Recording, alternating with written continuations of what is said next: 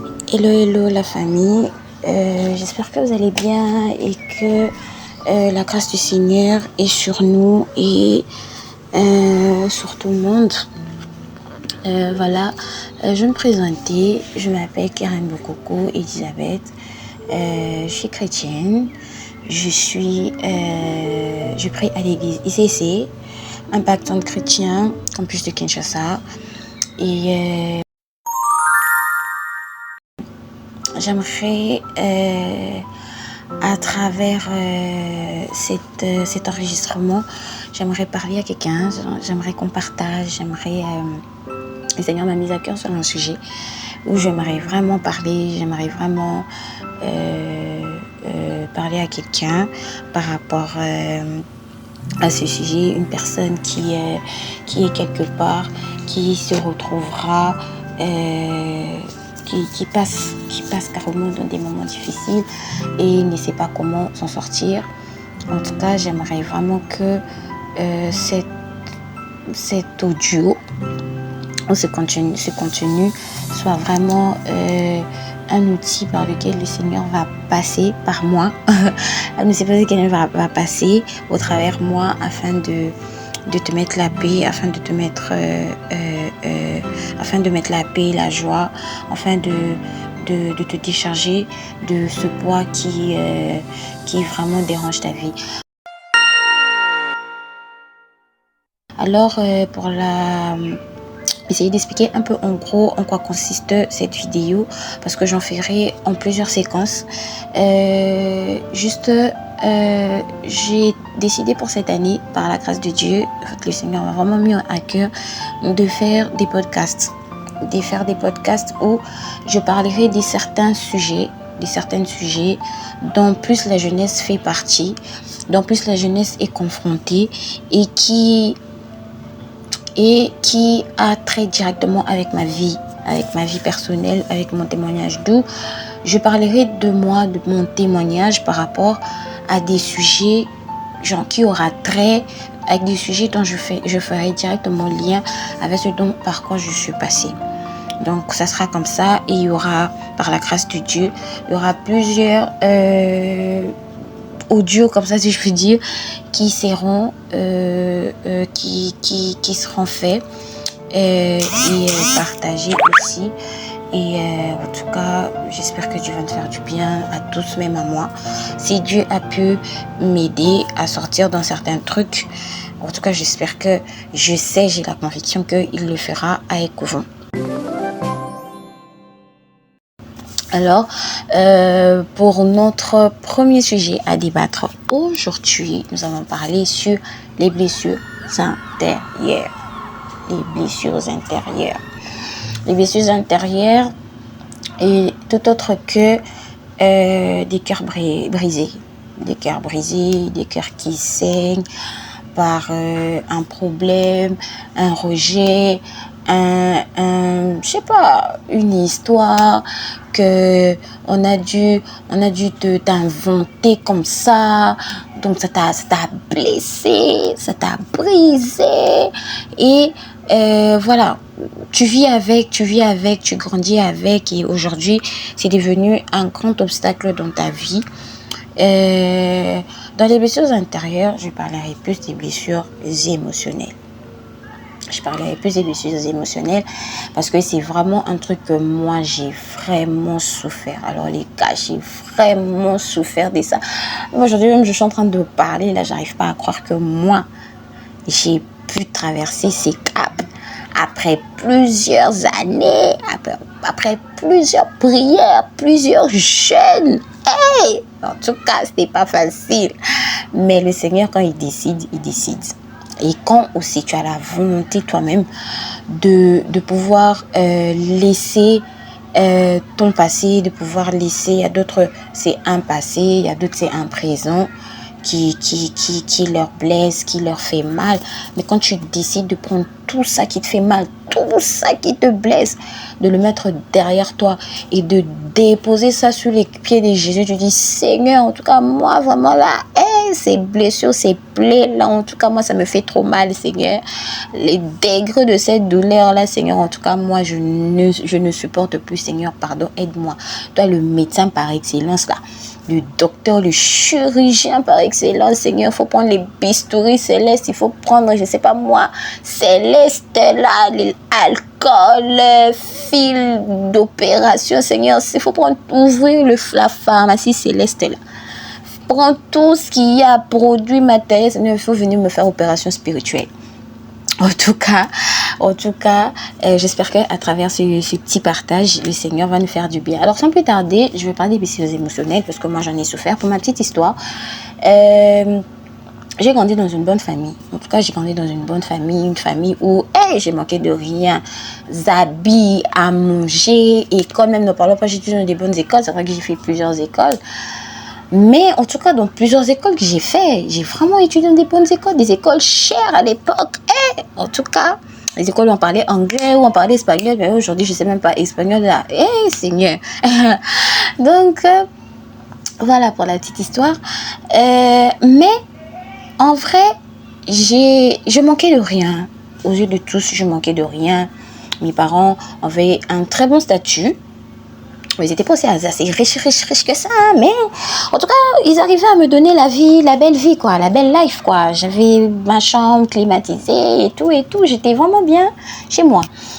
Mais en réalité, j'avais des blessures en moi qui, au fur et à mesure que je grandissais, se sont développées et m'ont emmené à des choses vraiment difficiles qui ont vraiment mis ma vie dans des difficultés, dans des haines, dans des colères, en fait, j'ai été dans une bulle à moi que je m'étais formée sans que je le sache à cause de toutes ces blessures-là. Il faut savoir que moi, je grandissais c'est vrai que je vais en parler dans d'autres vidéos parce que je vous ai dit qu'il y aura plusieurs séquences de vidéos où je parlerai de mon témoignage. J'ai plusieurs sujets dont je parlerai.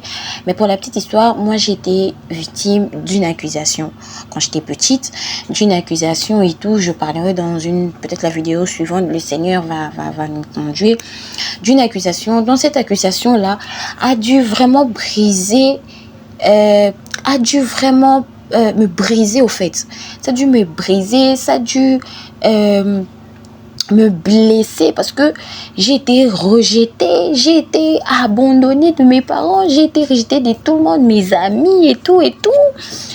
Mais quand j'étais petite, j'arrivais pas à croire, j'arrivais pas à comprendre ça. C'est en grandissant que j'ai eu à développer certains comportements que normalement j'étais pas comme ça, mais j'ai eu à développer à cause de ces blessures émotionnelles. Ces blessures émotionnelles, entre autres, excusez-moi pour les Français, c'est pas ma bouche, hein? Amen, mais le Seigneur va nous aider, Entre autres, les blessures émotionnelles que j'avais, des sensations que je ressentais étaient la peur de l'abandon. La peur de l'abandon, quand j'ai la peur de l'abandon, c'était... comme je vous ai dit, moi, j'ai grandi dans une bonne famille. En tout cas, moi et mes parents, c'était vraiment une histoire d'amour. Surtout avec mon papa, avec mon daron, comme on dit les jeunes. Avec le vieux. Avec mon papa, c'était vraiment une histoire d'amour quand j'étais petite. Je ne pouvais pas manger sans lui. S'il n'est pas là, je ne dors pas.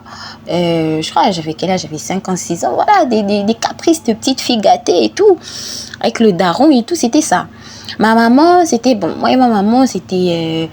voilà, maman, tu vois, tu es fière d'avoir une mère et tout, des cadeaux et tout. Et tout ça là, en tout cas, ça avait vraiment créé... Il y avait vraiment une très bonne atmosphère entre parents et enfants. Jusqu'à ce que l'histoire dont je vous ai dit, qui était venue tout casser dans ma vie, est venue premièrement briser le lien que j'avais avec mon papa. Et c'est venu vraiment briser le lien que j'avais avec mon papa. Et après, au fur et à des années passées et tout, j'ai dû perdre ma mère. Et voyons encore le désir, perdre son repère avec son papa, l'affection avec son papa, ça crée un déséquilibre, surtout chez la fille. Et d'un côté encore, il y a au moins un fil qui te permet un peu d'être équilibré, mais tu te rends compte que ce cordon se coupe, la mort de ta mère.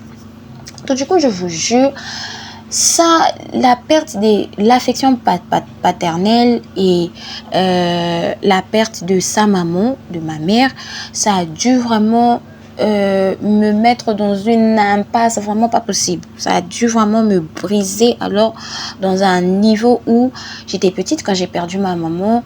J'avais 16 ans, c'est en 2011, et la même année, je vais fêter mes 17 ans. De la même année parce que j'ai perdu ma mère en avril 2011 et en août 2011, je vais avoir mes 17 ans. Donc, vous voyez, j'étais encore mineure, j'étais encore petite, j'avais encore besoin d'affection maternelle, j'avais encore besoin d'avoir une maman à côté, je connaissais encore rien et tout. Donc, enfin, entre parenthèses, je connaissais rien, mais j'avais vraiment besoin d'une orientation d'une mère. J'ai vraiment besoin d'une orientation d'une mère, mais pouf, elle est partie. Et du coup, cette peur d'abandon là, cette peur là, je me disais, Seigneur, je veux venir m'attacher avec quelqu'un. Cette personne va encore m'abandonner. Déjà, mon papa m'a abandonné. Ma maman est partie, elle m'a abandonné. Je vais encore m'attacher avec quelqu'un pour m'abandonner. Vous voyez? Donc, ces blessures là, émotionnelles là, ont amené la peur de l'abandon en moi. Ça a amené le rejet en moi. Parce que, à un moment donné, je me sentais rejetée de tout le monde à cause de l'histoire qui s'était dite dans la famille, qui avait créé des trucs. En tout cas, cette histoire avait vraiment mis un rejet dans ma vie.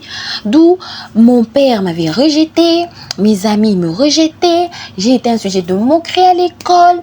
Donc, ça n'allait pas dans ma vie. Ça n'allait vraiment pas dans ma vie. J'ai été victime j'avais des sentiments d'injustice. Je me disais, quand je voyais mes amis avec leur maman, je me disais, Seigneur. Bon, c'est une façon de dire Seigneur, mais là j'étais encore petite, je connaissais pas encore bien le Seigneur comme maintenant. Mais tu vois, tu te dis, en tout cas, mon amie là, elle a sa maman, moi j'ai pas de maman. Donc j'avais toujours l'impression que j'étais pas aimée des gens, j'étais rejetée, le monde était injuste envers moi, Dieu était injuste envers moi. C'est vrai que j'ai grandi dans une famille chrétienne, purement chrétienne, papa, maman, église, tous les jours, tous les dimanches. On doit aller à l'église, on t'est là, tu dois aller à la jeunesse tous les jours.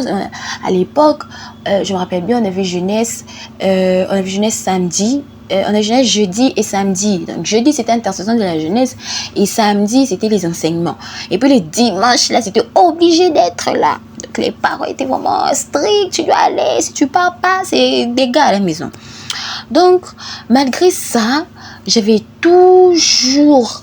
En fait, je vivais l'enfer au vrai. En vrai, je vivais l'enfer. J'avais le sentiment de trahison. Je me disais, parce que les personnes que j'aimais, les personnes qui étaient vraiment là, tu vois, tu as passé, on t'insulte. Tu dis, c'est ma meilleure amie, vraiment comme ça. Les personnes que j'aimais me disaient des mauvaises paroles, me disaient des trucs vraiment pas bien.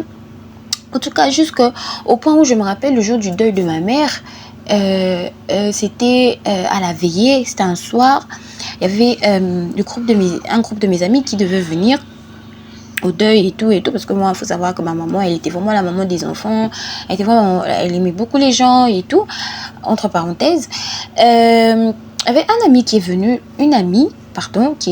là. Moi, j'étais assise, c'était le soir, je me rappelle très bien. En fait, elle vient derrière moi, genre moi je me suis dit, mon ami est venu et tout, pour me soutenir et tout. Mais genre ton ami en question que tu dis est venu pour te soutenir, elle te fait sortir un truc du genre, en tout cas, tu as oublié maman là, yo.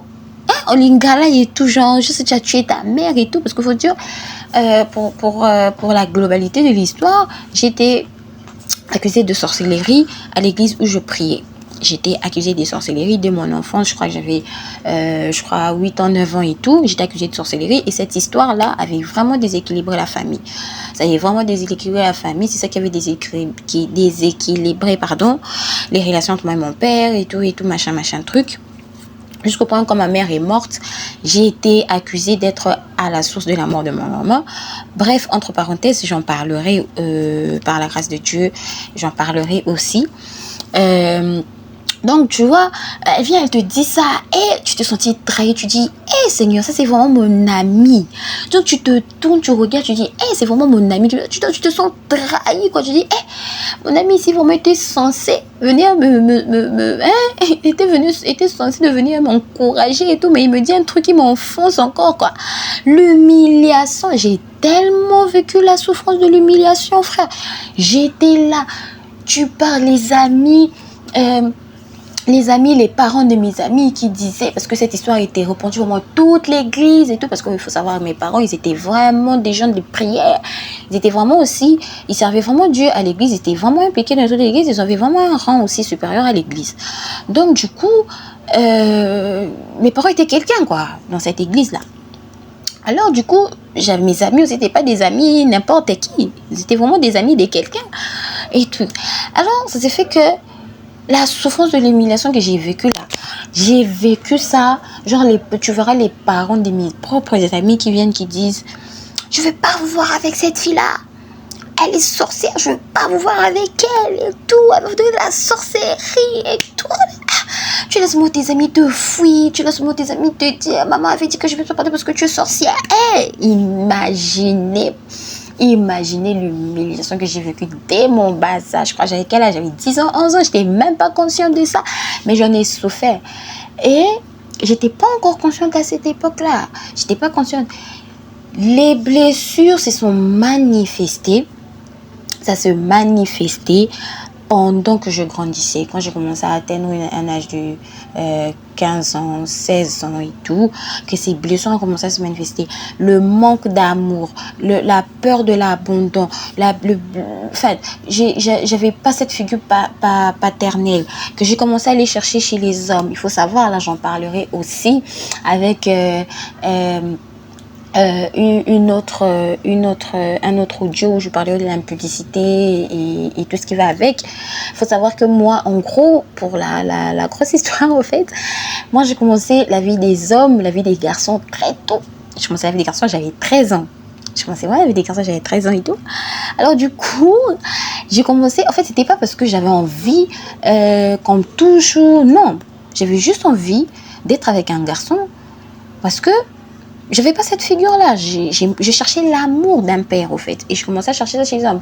En fait, tout le monde le sait que chez une fille, si elle n'a pas l'amour paternel, elle va chercher chez les hommes. Donc, du coup, ça fait que, tellement que je l'ai vécu trop dès le bas âge, à 13 ans, je commence à chercher les hommes. En fait, j'aimais bien être avec un garçon. Même si on va rien faire, mais on est là, on discute. En fait, un garçon qui te chouchoute un peu, hein, qui est là, qui te fait des petits cadeaux et tout et tout. Et ça me mettait bien. En réalité, ça me mettait pas bien. Bon, à cette époque-là, ça me mettait bien. Après, plus en grandissant et tout, tous ces sentiments-là de peur d'abandon, blessure de rejet, sentiment d'injustice, trahison, humiliation, ça m'a mis dans une coquille à moi. Ça a transformé ma vie.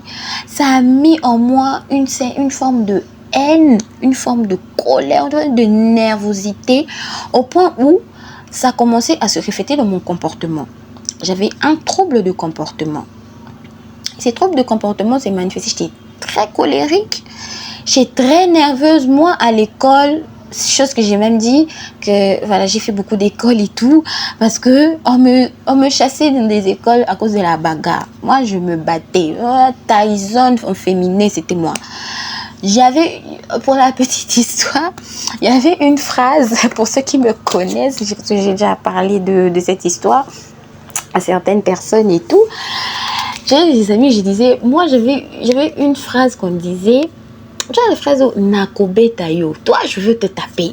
Et moi cette phrase-là, en tout cas, je la saisissais cette phrase-là, à la place que toi tu viennes me chercher, me taper, mais moi je viendrai te chercher pour que tu me tapes. Et j'étais devenue à un certain niveau, quand je me bats, si le sang, soit mon sang ou ton sang ne coule pas, Je veux pas te laisser. Genre, on se bat aujourd'hui. Je te laisse. On vient, on nous sépare. Je viens, on se bat, on vient, on nous sépare. L'un d'entre nous n'est pas blessé. Je vais venir te chercher encore demain. Juste partout là où tu seras, moi je vais te chercher. Je te laisserai jusqu'à ce que soit moi, soit toi, l'un d'entre nous doit se blesser. C'est là que je veux me satisfaire. Je dis, ah, ok, là maintenant la bagarre peut finir. Vous voyez un peu ça. En fait, je me rendais pas compte que tout ça là, c'était dû à ce que j'ai dû à traverser dans ma vie. Et c'était aussi une porte d'entrée pour le diable, pour vraiment rentrer dans ma vie, pour détruire ma vie dès le bas âge, malheureusement. Je ne savais pas. Et après ça, il y a eu beaucoup de choses qui se sont passées. J'ai cherché les hommes, j'ai commencé à chercher les hommes. En cherchant les hommes aussi, voilà, les gourmets commençaient à venir. Moi, très tôt déjà, j'ai commencé à avoir des gourmets. Je crois mon premier gourmet, j'avais 16 ans. Imaginez un peu.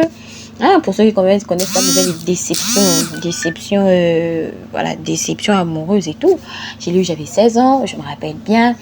Et cette déception-là, ça avait encore à m'enfoncer encore dans le trou des blessures, d'où je me suis dit, le diable m'a changé de niveau. J'ai commencé à sortir avec des garçons, à avoir plusieurs relations à la fois, 5, 6, 7 relations, faire le mixage, comme on dit, le DJing des hommes, des garçons et tout, jusqu'à ce que je me suis rendu compte que ma vie là, j'arrivais même plus moi-même à gérer ma vie. Je comprenais même plus ma vie. Je suis tombée dans la dépression. En fait, inconsciemment, ça arrivait inconsciemment que je puisse avoir des mauvaises pensées envers moi-même. J'avais maintenant des pensées. Donc, je me minimisais moi-même, en fait. Je me disais, moi, vraiment, comme je suis là, qu'est-ce que... Hein? Je commençais à me rabaisser moi-même à cause de ces blessures-là. Je commençais à me rabaisser. Je me prenais plus en valeur. Je disais, est-ce que je peux quelque chose? Est-ce que je peux comme ça? Est-ce que je peux ceci? En fait, j'étais vraiment dans la négativité totale de ma vie. Jusqu'à ce que ça arrive que je suis tombée enceinte. Je suis maman. J'ai un enfant, je suis tombée enceinte, j'ai eu mon fils et tout. Mais malgré ça, ce sentiment-là continue toujours. Ce rejet, je continue toujours dans le péché. Je continue toujours fumer, à boire, l'alcool, fumer. J'ai fumé tout sauf la drogue que j'ai pas pu prendre une fois. Mais bon, après, je peux me dire que j'ai aussi fumé la drogue d'une certaine manière parce que j'étais arrivée à un certain moment, la cigarette ne tenait plus. La cigarette, en tout cas, ça tenait plus. Alors, la beuh aussi, ça tenait plus. Donc, j'étais devenue un certain niveau parce que moi, il faut savoir que dans mon camp, quand je fumais la beuh avec mes amis à l'époque, c'était moi qui étais la chef. C'était moi qui roulais pour les autres. Donc, moi, tu me mets là, je te roule. Alors, je suis devenue à un niveau où je prenais le diazépam. Je ne sais pas pour ceux qui connaissent le diazépam. Je prenais le diazépam, je prenais le tramadol, j'ai mélangé, je fumais. La première fois qu'on m'a fait fumer, ça, c'était avec des amis et tout. Je vous jure, j'avais rien senti. Alors, rien du tout. Mais je me sentais bien. Le fait de planer, moi, en fait, ça me mettait bien, en fait. Et la cigarette, même, n'en parlons pas. Je pouvais fumer une farde le jour. Pas un paquet, mais une farde le jour.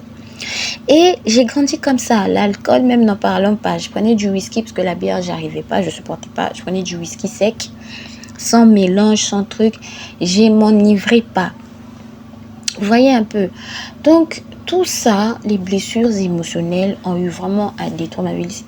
Ont été vraiment des portes par lesquelles le diable est entré afin de détruire ma vie complètement. J'avais des troubles affectifs, j'avais de la peur de m'attacher et tout ça, c'était vraiment pénible pour moi. Alors, voilà, là j'aimerais parler sur les causes. Peut-être que quelqu'un aujourd'hui qui écoute ce podcast va se dire oui mais voilà, toi voilà, c'était pour une histoire et tout, mais c'est pas moi, c'est parce que et tout, parce que. Écoutez, les blessures émotionnelles, c'est l'une des portes que le diable cherche vraiment à prendre, cherche vraiment à siéger dans la vie d'une personne. Parce que quand tu es dans des blessures émotionnelles, là, tu vas faire des bêtises. Alors des bêtises. Là, tu vas te dire que non, peut-être par ça, tu es en train de te dégager, de te défouler, mais crois-moi, tu es en train de t'enfoncer et tu ne fais que t'enfoncer. Tu n'es fait que t'enfoncer. Moi, je suis arrivée à un niveau où j'ai fait les trottoirs, comme on dit, je ne sais pas si j'ai bien prononcé, mais j'ai été pute pendant, c'est vrai que j'ai pas fait longtemps, mais pendant un moment, à cause du rejet de mes parents, à cause du rejet des gens, j'ai dû aller faire des trottoirs pour chercher comment m'en sortir dans la vie. Je crois à l'époque j'avais 19 ans. Je suis arrivée jusqu'à faire ça à cause de quoi? À cause des mauvaises fréquentations. Parce que j'en avais. En tout cas, moi, tout ce qui est mauvais là, j'ai pas honte de dire ça. Parce que la Bible dit, en avouant les péchés, on a le pardon de Dieu. Et en avouant le péché, genre, les péchés là n'ont plus de pouvoir, n'ont plus de puissance sur nous. On est totalement délivré. Et les blessures émotionnelles m'ont amené à fumer, à l'alcool, à des mauvaises fréquentations, à faire les trottoirs, à être impoli, à avoir un trouble de comportement, à être colérique envers tout le monde, à en vouloir le monde, à en vouloir même Dieu. En tout cas, même en vouloir même Dieu, parce que je me rappelle une fois, il n'y a pas longtemps aussi, c'est même pas une fois, c'est arrivé plusieurs fois, où quand j'arrivais à... Genre, tu vois, ça arrive deux fois, tu sens que ma maman me manque et tout, tu fais face à un problème, tu dis, maman, si ma mère était là et tout. Genre, tu es là, tu en voulais, j'étais en train d'en vouloir, je t'en dis, Dieu, c'est à cause de toi, Seigneur, tu m'aimes pas, Seigneur, si je traverse tout ça, parce que tu m'aimes pas et tout. Mais c'est pas parce que Dieu ne t'aime pas, c'est juste parce que tu ne connais pas la vérité. En fait, tu t'es laissé totalement au diable. Le diable a pris totalement contrôle de ta vie, que tu vis tout ça au fait. En gros, pour finir mon podcast, j'aimerais dire à quelqu'un qui a été dans la même situation que moi, en tout cas, le Seigneur Jésus, pour cette nouvelle année, le Seigneur Jésus a besoin de te guérir. Moi, en tout cas, j'ai été guérie de mes blessures en 2023. Donc, en tout cas, c'est même pas en 2023, c'est en 2023 que j'ai commencé à guérir. Mais j'ai senti la paix en moi, c'est en 2024, l'année passée, que j'ai vraiment senti la paix en moi, que je me suis dit, non, l'année 2025, je veux vraiment pas rentrer avec le cœur lourd, le cœur chargé, je pourrais pas, je veux vraiment pas. J'ai dû même appeler certaines personnes avec qui j'avais des problèmes, certaines personnes qui m'avaient fait du mal. J'ai dû appeler, j'ai dû faire des messages, pardonnez-moi et tout. Je me suis humiliée devant Dieu, surtout devant Dieu. J'ai dit au Seigneur, Seigneur, j'en peux plus. Seigneur, je suis fatiguée. Seigneur, rends mon cœur léger. Et je vous assure, aujourd'hui, mon cœur, il est vraiment léger. Il est vraiment léger par la grâce de Dieu. Il est vraiment léger. Voilà même pourquoi j'ai pu avoir ce cran, cette audace de pouvoir faire cet audio afin de vous parler de ça. Alors pour finir, on va essayer de parler, de lire un verset. On va prendre le livre de Psaumes. Ouais, les livres des psaumes. Le psaume, en tout cas, le psaume, c'est bien pour lire, surtout pour les prières. On va lire le psaume 147, verset 3. Voilà. Le psaume 147, le verset 3. Le psaume 147, le verset 3. Voilà. La Bible dit, psaume 147, verset 3, la Bible dit, Il guérit ceux qui ont le cœur brisé et il pense leurs blessures. Je répète, Psaume 147, verset 3. Il guérit, donc les il, c'est Dieu, l'Éternel des armées. Il guérit ceux qui ont le cœur brisé et il pense leurs blessures. Qui veut simplement dire que Dieu est le seul et la seule personne qui peut guérir tes plaies. C'est pas papa, c'est pas maman, c'est pas ton frère, c'est pas ta soeur, c'est pas ton ami, c'est pas ton pasteur, mais c'est seulement Dieu qui peut te guérir, qui peut penser tes blessures. Donne-lui, parle-lui comme un père, parle-lui comme tu partais parler à ta mère, comme tu partais parler à ton père. Déverse-toi à lui, et le Seigneur va guérir, va penser toutes tes plaies. Je le crois au nom de Jésus. Alors on va faire une petite prière avant de finir. Éternel Dieu des armées, Seigneur Jésus-Christ, merci Seigneur mon Dieu, m'aura de permettre à ce que je puisse, Seigneur mon Dieu, m'aura Papa Jésus, être l'instrument par lequel tu vas parler à travers une personne, une sœur, un frère en ce moment. Seigneur, laisse que, Seigneur mon Dieu, m'aura toute personne, Seigneur, qui souffre, Seigneur, des blessures. Toute personne, Seigneur, qui souffre, Seigneur mon Dieu, des blessures du passé, Seigneur mon Dieu, qui est, Seigneur mon Dieu, qui a le cœur brisé en 1000 morceaux, qui, Seigneur mon Dieu, m'aura ne sait pas comment faire, ne sait pas comment s'en sortir, donc, Seigneur mon Dieu, dans ses blessures, Seigneur. Aide-le, Seigneur. Aide cette personne, Seigneur mon Dieu, m'aura à recouvrir la vie. Seigneur, mais Seigneur, aide-le à recouvrir, Seigneur, mon Dieu, m'aura, Papa, la paix, la joie, Seigneur. Mets la paix dans son cœur, mets la joie dans son cœur, Seigneur, mon Dieu, m'aura, Papa, Jésus. Toi qui as pu, Seigneur, mon Dieu, m'aura mettre la paix, cette paix, Seigneur, dans mon cœur, qui a pu m'aider à pardonner, Seigneur, ceux qui m'ont fait du mal. Tu as pu m'aider aussi, Seigneur, mon Dieu, à demander pardon à ceux dont j'ai fait aussi du mal à travers mon comportement, Seigneur, mon Dieu, m'aura, Papa, aide cette personne, aide mon frère, aide ma soeur aussi à arriver à faire cela. Au nom puissant de Jésus-Christ, nous t'avons ainsi prié. Amen. Voilà. Que le Seigneur vous bénisse, que le Seigneur vous protège. Et en tout cas, la prochaine vidéo, on parlera encore d'un sujet très intéressant par la grâce de Dieu. On va laisser que le Seigneur puisse nous conduire pendant cette année. On a dit 2025. Il faut amener les âmes à Jésus. En tout cas, que le Seigneur vous bénisse. Ciao.